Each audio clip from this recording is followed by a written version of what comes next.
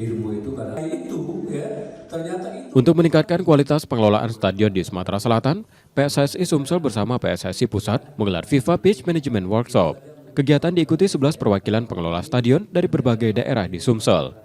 Workshop berfokus pada pengelolaan lapangan pertandingan, mulai dari perawatan hingga manajemen teknis yang menunjang kelancaran laga sepak bola.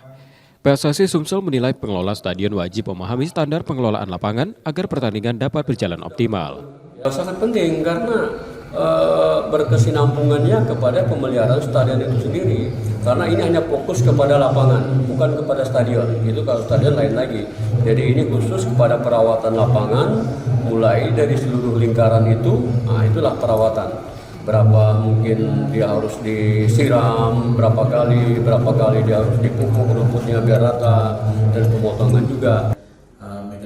Para peserta menilai pelatihan ini sangat dibutuhkan terutama untuk menambah wawasan mengenai pengelolaan lapangan yang baik dan benar. Alhamdulillah dengan pitch management ini kita banyak dapat ilmu yang tadinya kita tidak tahu, alhamdulillah kita bisa tahu dari konstruksi pemandangan lapangan, cara pengolahan perawatan rumput lapangan, cara pengelenan, pelaksanaan pertandingan, banyak pokoknya yang kita dapat di pitch management acara hari ini dari PSSI.